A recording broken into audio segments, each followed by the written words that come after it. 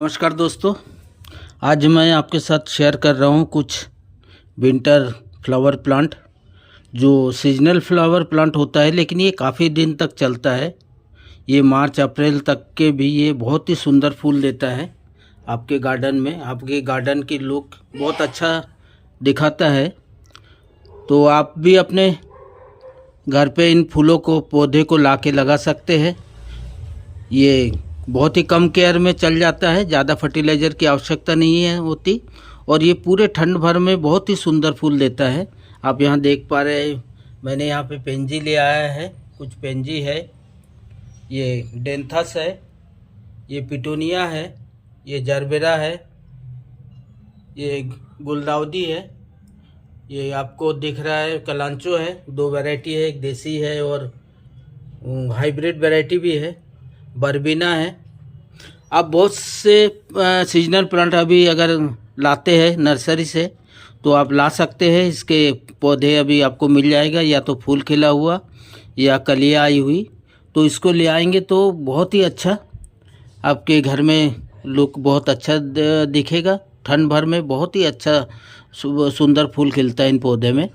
तो देखिए, जब भी हम पौधे लाते हैं तो लाने के बाद थोड़ा सा केयर इसको करना चाहिए।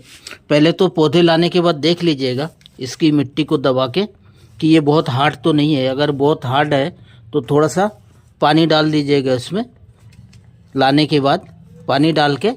और एक चीज़ और चेक कीजिएगा कि इसमें आसपास मिट्टी पूरा है या कहीं लूज दिख रहा होगा। जैसे यहाँ आपको दिख रहा है साइड में लूज है, तो आप क्या कर सकते हैं, वहाँ पे थोड़ी थोड़ी सी मिट्टी भर के, वैसे मिट्टी ले लीजिए, उसको फिल कर दीजिए।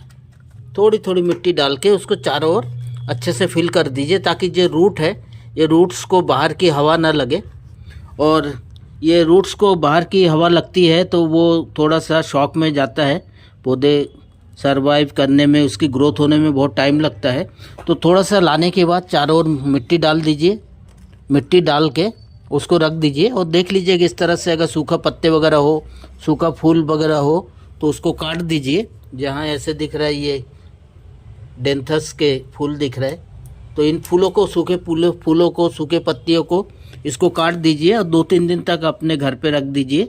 और उसके बाद इसको रिपोर्ट कीजिए। देखिए, इसको रिपोर्ट करने के लिए बहुत ही अच्छा सॉइल बनाना पड़ता है। सीजनल फ्लावर है, पानी की कम आवश्यकता होती है, तो बेल्ट सॉइल हमें बनाना चाहिए जिसमें पानी रुके नहीं और हमारे पौधे बहुत अच्छा सरवाइव करता है। देखिए, आप इसको पॉट में भी लगा सकते हैं और हैंगिंग प्लांटर में भी लगा सकते हैं। हैंगिंग प्लांटर में ये बहुत ही अच्छा चलता है, क्योंकि इसमें जो आप देख रहे हैं, इसमें नीचे से भी इसको पौधे को हवा मिलता है और साथ में इसमें पानी ज़्यादा नहीं रहता। तो मैं इसमें हैंगिंग में लगाऊंगा और जो बचेगा उसको मैं पॉट में लगा दूंगा। जितने हैंगिंग प्लांटर, देखिए यहाँ पे आप देख पा रहे हैं मेरे पास कुछ हैंगिंग प्लांटर है। ये हम इसको हैंगिंग कर देते हैं तो ये बहुत ही बढ़िया चलता है, लंबे समय तक चलता है। जब हैंगिंग में आप इसको रखेंगे तो लंबे समय में चलता है। और पॉट में मैंने देखा है कि थोड़ा सा 1-2 महीना कम ही चलता है, लेकिन हैंगिंग में बहुत ही अच्छा चलता है। इसका कारण शायद पानी उसमें रुकता नहीं है और उसको एयर सर्कुलेशन भी अच्छा मिल जाता है। और इसके लिए हम आज आपके साथ मैं शेयर कर रहा हूँ कि ये जो पौधे हैं विंटर फ्लावर प्लांट, इसके लिए सॉइल कैसे बनाएंगे, इसकी में कौन कौन से फर्टिलाइज़र देना है, कब कब देना है, और इसमें पेस्टिसाइड, फंगिसाइड का यूज़ करना है। इसकी कुछ केयर टिप्स वो मैं आपके साथ शेयर करूंगा। देखिए, पौधे लाने के साथ साथ आप एक काम जरूर कीजिएगा, इस सारे पौधे में स्प्रे जरूर कर दीजिएगा पानी से। पानी से स्प्रे करेंगे तो क्या होगा, ये इसके अगर इसमें कोई फंगस बैक्टीरिया होगा तो वो पानी से हट सकता है, हट जाता है। और साथ ही इसको थोड़ा सा ताजगी महसूस होता है पौधे को। जब पत्ती को आप अच्छे से स्प्रे कर देंगे पानी का, तो देखिएगा अगर उसमें कम वाटरिंग अगर हो रहा हो तो वो पौधा जो है वो अच्छा लुक अच्छा दिखता है। तो ये मैंने देखा है, घर पे पौधे लाने के बाद इस तरह से केयर करने से थोड़ा सा अच्छा होता है। अगर आपके पास नीम ऑयल है तो 1-2 बूंद नीम ऑयल डाल के भी उसको स्प्रे कर देंगे तो कोई भी फंगस वगैरह होगा तो वो नहीं लगेगा। चलिए, मैं आज इसके लिए मिट्टी तैयार कर रहा हूँ। तो मिट्टी के लिए हम क्या क्या ले रहे हैं देखिए। मैं ले रहा हूँ 2 भाग ले रहा हूँ मिट्टी, 2 भाग गार्डन सॉइल ले रहा हूँ इसके लिए, या 50% कह सकते हैं। अगर आप 40% भी लेते हैं तो भी बेहतरीन होता है। 40% मिट्टी हो तो बेल्डन बनता है, तो आप 40 या 50% लीजिए। मैंने यहाँ 1 भाग लिया है और ये 2 भाग ये मिट्टी मैं ले रहा हूँ। मिट्टी देखिएगा, अगर सूखा हो और इस तरह से भुरभुरा हो तो बहुत अच्छा रहता है। अगर आप चाहे तो अगर इसमें मोटी मोटे टुकड़े हैं तो आप उसको छान सकते हैं किसी छन्नी के माध्यम से, तो उसमें भी जो मिट्टी निकलता है ये बहुत ही अच्छा रहता है, वो बेल्डन होती है वो मिट्टी। और साथ में इसमें मैं ले रहा हूँ 1 भाग ले रहा हूँ 25% करीब वर्मी कंपोस्ट ले रहा हूँ। आप किचन वेस्ट का अगर ड्राई कंपोस्ट बनाते हैं तो वो भी ले सकते हैं, या पत्तियों के खाद बनाते हैं वो भी डाल सकते हैं। जो भी सूखा हो उसको आप ले सकते हैं इसके साथ। ये बहुत अच्छा, अगर आप 25% लेंगे तो बहुत ही अच्छा काम करता है। गुलाब में ध्यान रखिएगा, गुलाब में फर्टिलाइज़र बहुत ज़्यादा लगता है, हैवी फीडर होता है। उसमें अगर आप 30 से 40% देंगे गोबर की खाद या वर्मी कंपोस्ट या लिप कंपोस्ट तो वो गुलाब बहुत अच्छा चलता है। इसमें मैं कुछ मात्रा में ले रहा हूँ रिवर सेल, ये हमारे मिट्टी को बेल्डन बनाएगा और बहुत अच्छा काम करेगा। चूँकि ये प्लांट बहुत छोटी है इसलिए मैं राइस हस्क का नहीं ले रहा हूँ। आपके पास अगर पत्ते के खाद है पत्तियों के तो वो आप ले सकते हैं।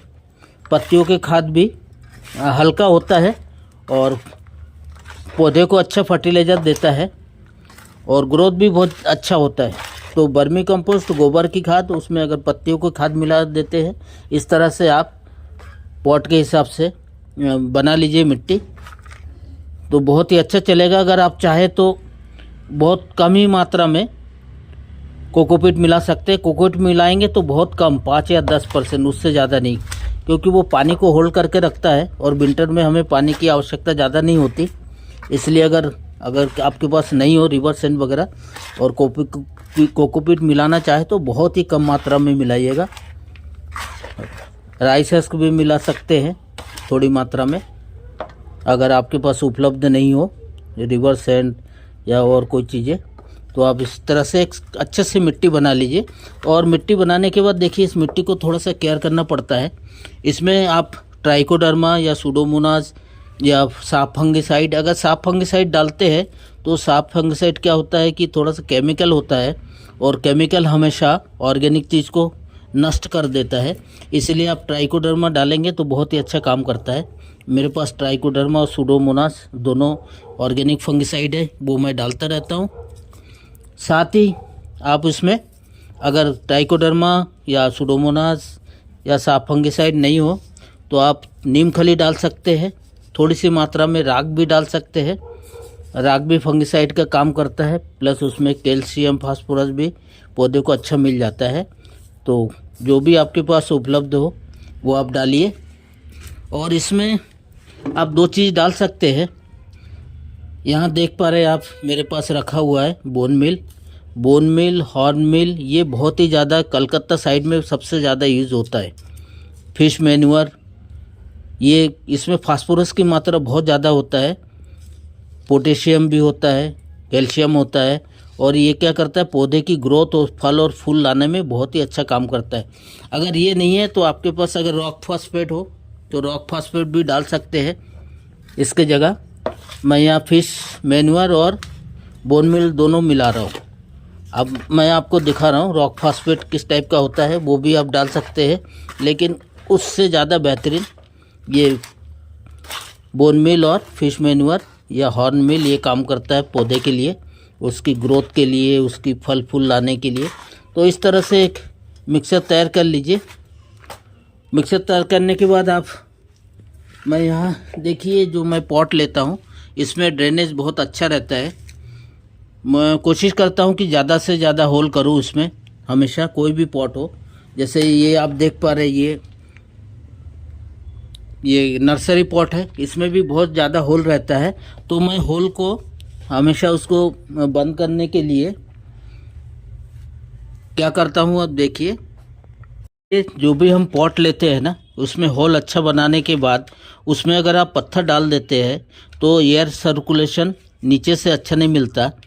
तो उस स्थिति में मैं क्या करता हूँ, इस तरह से नेट जो है ना, ग्रीन नेट रहता है जो पुराना या ख़राब हो जाता है, ये ऐसे भी सस्ता, बहुत सस्ता मिल जाता है मार्केट में। आप पॉट में ज़्यादा होल कर लीजिए और ग्रीन नेट लगा दीजिए नीचे, तो इसमें क्या मिट्टी नहीं निकलेगा, लेकिन इसमें जो है पानी अच्छे से निकल जाता है और ये एयर भी इसमें मिलता रहता है। तो ये इस तरह से ग्रीन नेट से बहुत अच्छा काम करता है। हम क्या करते हैं, इसमें पत्थर लगा देते हैं या जो मटके के टुकड़े हैं उसको डाल देते हैं, तो नीचे से कई बार जाम हो जाता है, लेकिन इस तरह से करने से जाम नहीं होता है, बहुत अच्छा सरवाइव करता है। तो इस तरह से हम ले लेते हैं। अब मैं कोई भी प्लांट निकाल के आपसे शेयर करता हूँ। देखिए ये सही रहेगा। ये बहुत बुशी हो रहा है और बहुत सारे इसमें से निकल रहे ब्रांच। तो ये पौधा हैंगिंग में लगाऊंगा, थोड़ा बड़ा साइज़ है। और ये जो पॉट दिख रहा है इसमें ये छोटे छोटे इसको लगा दूंगा तो भी बहुत बेहतरीन चलेगा। मैं इसको निकाल लेता हूँ। ये मैंने यहाँ निकाल लिया है। इसकी रूट बहुत अच्छा है। आप चाहे तो ऊपर से थोड़ी सी मिट्टी हटा दीजिए ताकि जो पत्ते हैं इसके मिट्टी के टच में ना रहे। और मिट्टी के टच में रहने से क्या होता है, ये उसमें फंगस लग जाता है और ख़राब हो जाता है। तो कोशिश कीजिएगा मिट्टी के टच में नहीं रहे, वो पत्ते हटा दीजिए आप। और चाहे तो नीचे से थोड़ा सा इसको लूज़ कर सकते हैं, लेकिन ये मिट्टी बहुत अच्छा है, मैं इसको लूज़ नहीं करूँगा।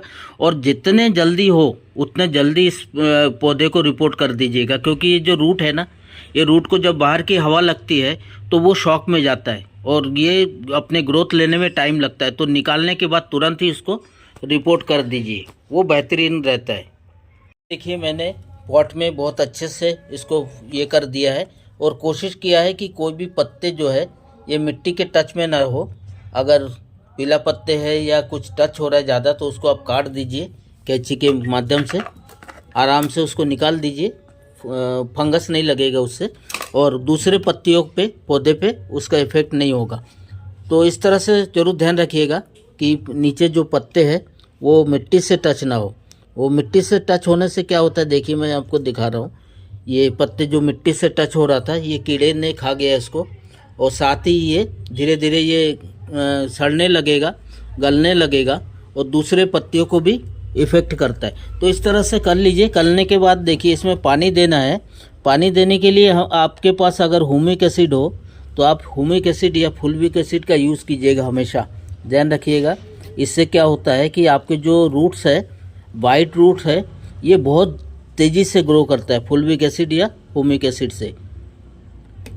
और तेज़ी से ग्रो करने के साथ साथ ये क्या करता है, मिट्टी से जो है पोषक तत्व जो है ये हमारे पौधे तक पहुंचाने का काम करता है। तो ये ब्लैक कलर का मिलता है, क्रिस्टल में मिल जाता है, पाउडर भी मिल जाता है, इस तरह से लिक्विड भी मिलता है। तो इस तरह से फुलविक एसिड, ह्यूमिक एसिड ले लीजिएगा और जब दीजिएगा पानी तो नीचे से दीजिए, पत्तों पे मत दीजिए, क्योंकि पत्ते पे पड़ा रहेगा पानी तो उसमें फंगस लगने की चांसेस बहुत ज़्यादा रहता है।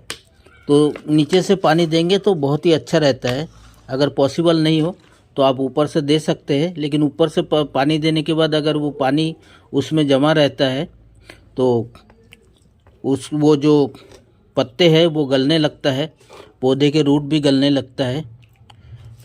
तो कोशिश कीजिएगा जैसे आपके पास सुविधा हो उस हिसाब से पानी दीजिएगा।